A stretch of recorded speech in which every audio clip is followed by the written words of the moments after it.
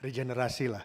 Nah, menambah itu Pak, itu saya juga bukan anggota Gerindra per 31 Desember tahun ini, dan ini adalah komitmen saya terhadap independensi Bank Indonesia, tapi yang kedua adalah rasa profesionalisme saya.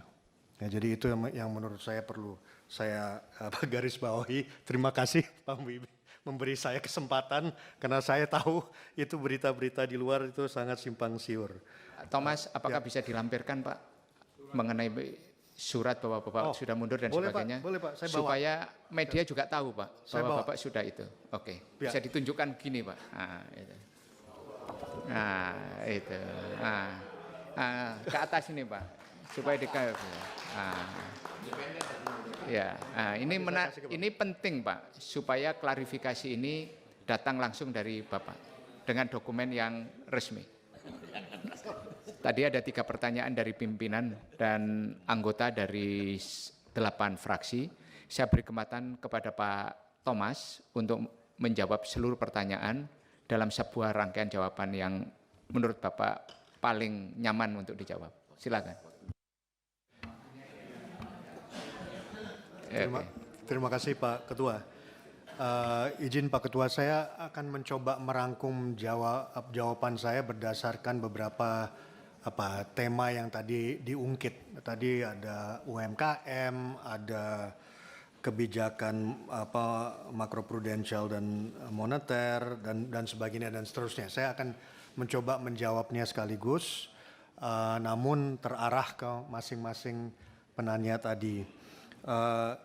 Mungkin saya yang perlu saya klarifikasi, yang paling dini adalah pertanyaannya Pak Muhyiddin dari Partai Golkar, yaitu apakah saya masih menjabat bendahara umum. Jawabannya tidak Pak, dan itu sejak bulan Maret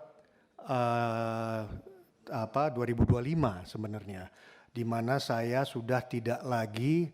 Saya waktu itu memutuskan meminta izin juga karena waktu itu masih di Kemenq, saya berizin untuk tidak menjadi bendahara umum karena juga udah 17 tahun Pak. Jadi perlu ada regenerasi lah.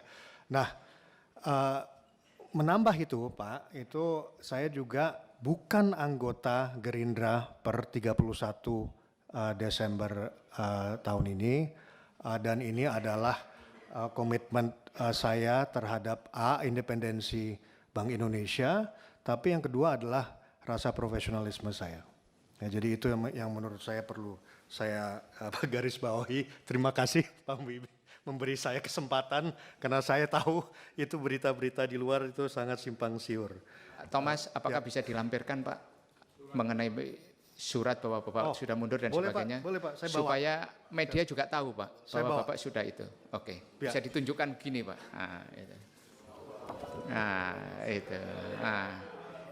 Ke atas ini Pak, supaya dikawal. Ini penting Pak, supaya klarifikasi ini datang langsung dari Bapak dengan dokumen yang resmi. Resmi Pak, resmi dari surat pengunduran diri saya dan dari DPP Gerindra. Jadi itu saya set aside itu dulu Pak, hal-hal yang politis. Saya coba menjawab hal-hal yang substansif dari pertanyaan-pertanyaan tadi. Mungkin saya mencoba menjawab UMKM dulu, Bapak dan Ibu sekalian, karena itu udah ada beberapa dari tentunya dari partai saya sendiri, Bu Anissa, dari Gerindra, dari Nasdem Pak Charles, ya, dari siapa lagi saya catat di sini, mohon izin atau Bu Andi, tentu Bu Andi, dan ini kaitannya sama pendidikan, Bu Andi, pendidikan, pertanyaan mengenai pendidikan dan sebagainya. Dan mungkin ini juga saya coba merangkum pertanyaan mengenai bagaimana BI atau bagaimana perbankan sebenarnya ya bisa meningkatkan likuiditas ke UMKM karena ini berkaitan. Saya akan mulai dengan saya sengaja mengungkit UMKM ini ya bukan hanya untuk kelihatan keren-kerenan sih Ibu dan Bapak sekalian. Cuman saya merasa saya ini mungkin saya cerita sedikit dan ini kembali ke poin saya mengenai pendalaman pasar. Waktu itu saya kalau lebih punya waktu saya akan lebih bicara mengenai itu. Saya ingin memakai kesempatan ini untuk merangkum semua. Saya ini bulan November saya berkesempatan ke India. Ya, di mana dan kenapa saya ke India? Karena saya melihat bahwa India itu pendalaman pasarnya tuh luar biasa dalam 10 tahun terakhir ini. Luar biasa. Pak Khalid pasti tahu lah apa data-datanya dan sebagainya. Ini bukan hanya pasar ekuitas, macam-macam. Ya. Dilihat dari keseluruhan, dan by the way, India juga sektor informalnya besar sekali. Sektor informalnya besar sekali, UMKM-nya juga besar. Saya melihat data, dikasih data, bahwa perputaran uang di India tuh luar biasa, hampir 360 derajat di dalam onshore semua. Ya. Dimulai dari retail. Retail itu terbangun karena digitalisasi keuangannya, ya, ada tools digital dan retail itu bisa masuk ke reksadananya mereka. Reksadana mereka pun bukan reksadana offshore. Ini Pak Andreas tahu lah, ini kayak dana reksa zaman dulu, cuman ada 4 atau 5 masing-masing lah. Semua onshore. Alhasil 3 miliar US dollar itu masuk ke pasar tadi ya, apakah itu equity, bonds, property dan sebagainya melalui reksadana tadi. Tapi dia tentunya juga berputar balik lagi ke perbankan, ke UMKM-nya tersebut. Nah, poinnya apa? Poinnya bahwa selain dari pertumbuhan ekonomi dan inklusivitas dari pertumbuhan ekonomi tersebut, pendalaman pasar ini menjadi begitu penting untuk jangka menengah maupun panjangnya. Saya melihat itu pertama kali saya masuk ke Kemenq. Waktu itu pertama kali saya masuk Kemenq, konsep yang namanya undang-undang P2SK aja saya harus dalamin waktu itu. Tapi saya melihat itu suatu tool yang luar biasa yang sudah dicanangkan di lembaga ini, ya kan?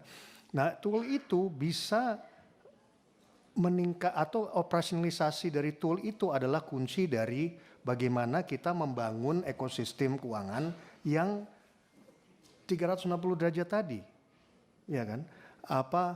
UMKM kita tahu UMKM perbankan kita selalu melihatnya sebagai korporasi, ya, risiko dianggap risiko korporasi. Jadi risiko UMKM itu semacam itu kayak alergi gitu loh. Nah ini bukan salahnya perbankan juga, karena standar mereka ya seperti itu. Nah apa yang kita harus lakukan? Kita harus mencoba mencari bukan alternatif yang tidak memikirkan risiko, cuman mungkin alur, pathway atau apa yang baru. Saya nggak tahu, mungkin kapan-kapan ada bank UMKM, saya nggak tahu. Ya cuman poinnya adalah kalau dilihat dari apa yang ada, perbankan salah satu macetnya likuiditas ke UMKM karena perbankan melihat risikonya berbeda. Standarnya tuh standar korporasi. Nah kalau standar korporasi ini kalau penilaiannya udah seperti itu, gimana mau di-connect?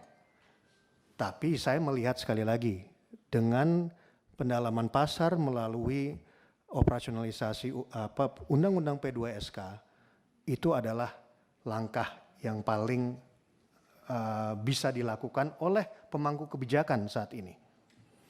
Toolsnya sudah ada, tinggal bagaimana sinergi tadi antara BI, Kemenq, OJK, dan tentunya LPS di KSSK, bagaimana kita membangun suatu ekosistem yang bisa menjawab realitas atau permintaan dari UMKM. Kalau selama perjalanan saya di Kemenq selama 1,5 tahun, bukan hanya di Kemenq, cuman di level KSSK, pemangku kebijakan sadar itu Namun ini perlu